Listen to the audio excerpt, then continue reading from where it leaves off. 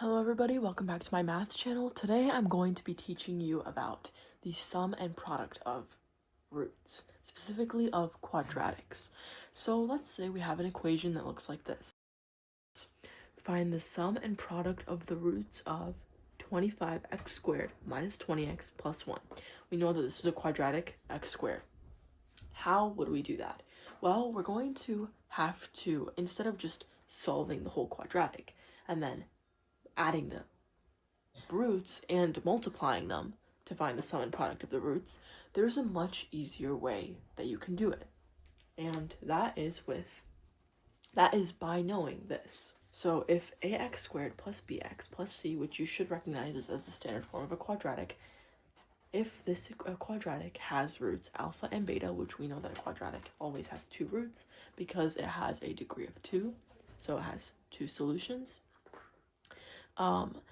If it has roots alpha and beta, then alpha plus beta equals negative b over a, and alpha times beta equals c over a. Now, what do alpha and beta represent? They represent the two roots. Alpha is one root, beta is another root. Alpha is one root, beta is another root. So we're saying if you add the two roots, that is going to be equal to negative b over a. And if you multiply the two roots, that is going to be equal to c over a.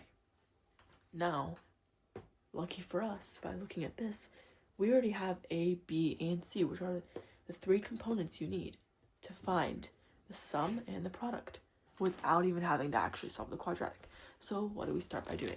First, identifying A, B, and C. It's always really helpful to just write it out. So A equals 25, B equals a negative 20, and C equals 1. Okay, now that we've written it out, we've got to keep this in mind. Okay, now that we have them written out on the side, we are just going to basically do that. So the sum of the products is equal to negative b over a. Well, b is equal to negative 20, so negative b over a, which is 25. That's negative. Two negatives obviously cancel out, so we get 20 over 25.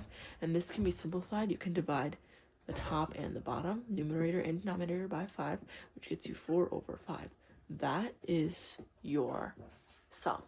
Now to find our product, that would be c over a. C is 1 over a, which is 25. And that is it, you guys. That is, you just found your sum and your product of your roots. And if you solve the quadratic and check your solutions, it will be equal to these. The sum, if you were to add the two solutions together, and the product if you were to multiply the two solutions together. It's very important to note that when you have the sum, your b value is negated. So it's going to be the opposite of what's here. So if our b value here is negative 20, it's going to be positive 20 when we actually plug it into this. And that's what we saw here, right? It turned into from negative to a positive because those two negatives cancel out. However, with your c, nothing happens. It's the same value. So here our c was positive 1. It remained positive 1. We didn't have to change anything. It's really important to remember that the b value is negated here. Now, I also want you to notice something very important about this. If you take a look here, before we simplified it, what do we have? 20 over 25. Now, in some of your classes, it may be okay to just leave it unsimplified, right? Especially if you are working with the IB diploma and IB curriculum. You do not need to simplify this. You can just leave it as it is. Now, if we look at both of them as they are, do you notice anything about these and the actual equation that we started with? Well, I hope you do, because you can see that so the denominator is always equal. Let me rewrite it for you guys. Okay, now that I've written them for you, I want you to take a look about what we notice, about how these two match up with the equation, right? We literally got these numbers, A, B, and C, A, B, and C from the equation, right? Now let's look. Our A value is always the denominator, right? What's our A value? 25. So we can literally find our values by just looking at these. A equals 25. What's our B value? Well, our B value is going to be found from the sum. It's going to be the numerator of the sum, right?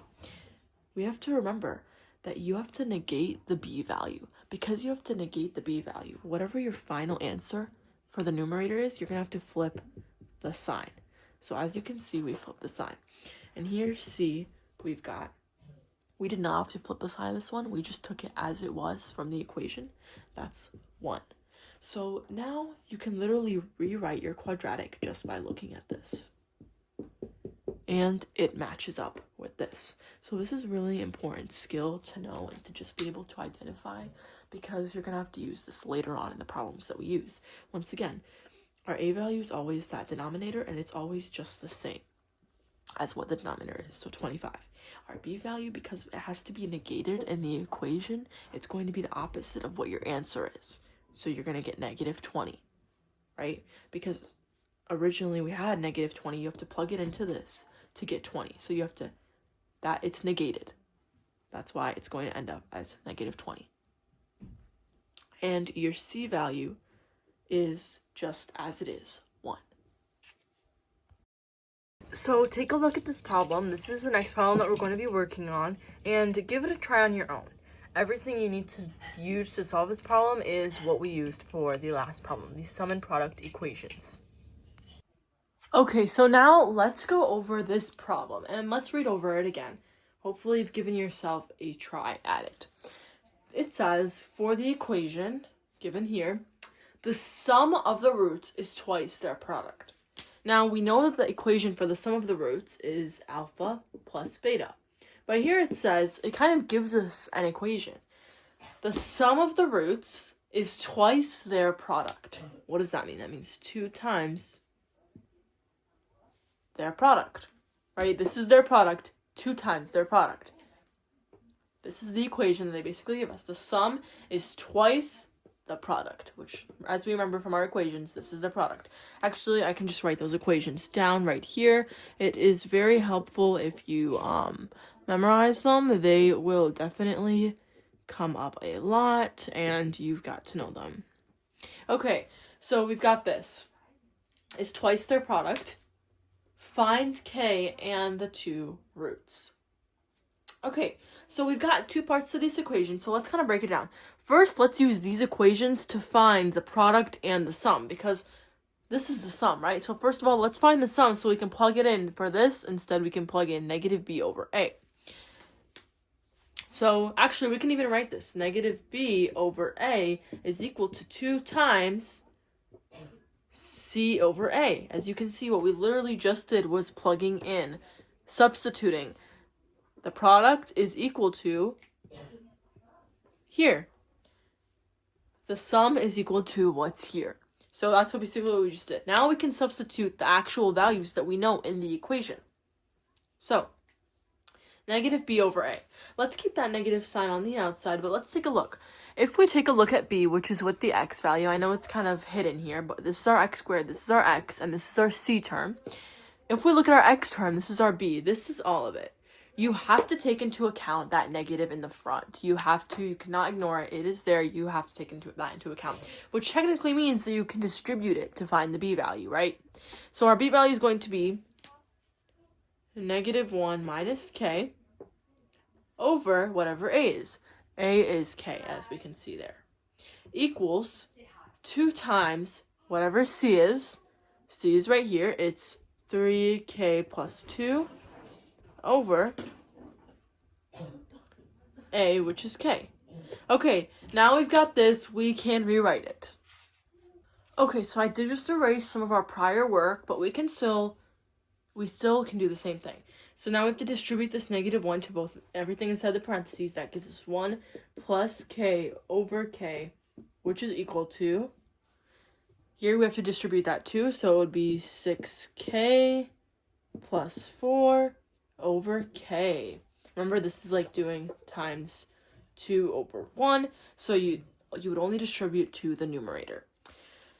Okay, so now we've got this equation right here. You can evidently see that you can solve now, right? First, we want to get rid of the denominators here. That's looking a bit messy. We can just multiply by k. And since they both have the same denominator, it's really easy to just get rid of both of their denominators by multiplying both sides by k. Now we're going to end up with 1 plus k equals 6k plus 4. Now it's just a matter of isolating the variable on one side, right? We can isolate it on this side. We get 5k equals negative 3. So k equals negative 3/5. Okay, first part of half of the equation done. Now we can take a look at this. We've got k equals negative 3/5. The second half of the equation says find the two roots. So let's find those two roots. First, we got to plug k back in.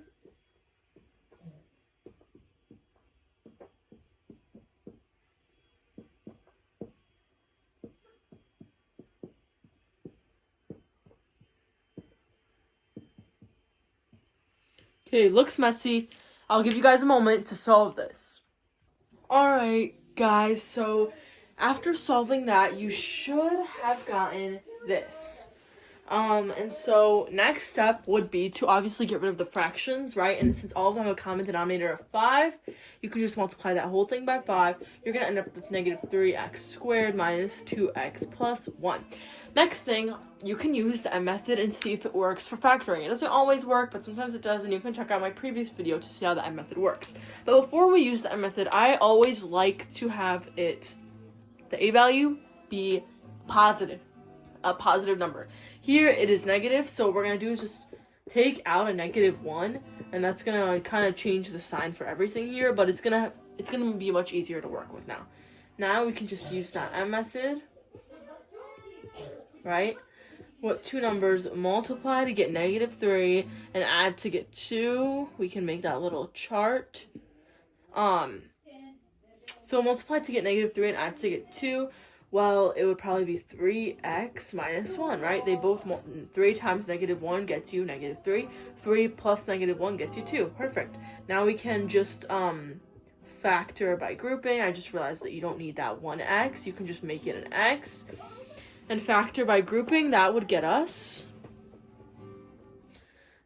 let's factor here. That we can take out a 3, then x, we would get an x plus 1 times the quantity of -1 times x plus 1. That's going to leave you with 3x minus 1 times the quantity of x plus 1. So your solution should be 1/3 and -1, and those are the solutions to your equation. This is the next problem that we are going to be doing, so you can pause the video and give it a try. Okay, so this equation, for this problem, it gives us an equation, and it says the roots are alpha and beta. And then it tells us to find a quadratic with roots 3 alpha and 3 beta. So we have currently these two roots. We want to write a quadratic with these roots. The first thing, let's just start off by doing, is using our sum and product equations. Let's just see where that gets us. Using these two, which are the roots for this quadratic. Alpha plus beta. Hopefully you guys have memorized it by now. And alpha times beta. There we go. We have our equations written. Now what we can also do is write the same sum and product equations for the roots that we want to get to, right? We want to get to 3 alpha and 3 beta. Right now we're at alpha and beta. And we want to write a quadratic with these roots. So let's also write the sum and product equations for these. It might seem weird, but it's quite literally the same thing. So how do we add these? Do you guys notice something that we can maybe do? Can we rewrite this in any way to make it easier for us, maybe to relate to any of these? Yes, we can. We can rewrite this as being equal to 3 times alpha plus beta.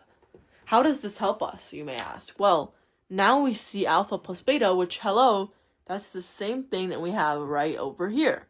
So we can just rewrite this to help us use what we already have. Okay, now let's do the same thing with the multiplication. I'm just going to use some parentheses. That gets us 9 alpha beta, right? Once again, how can we rewrite this to get something that we have on this side?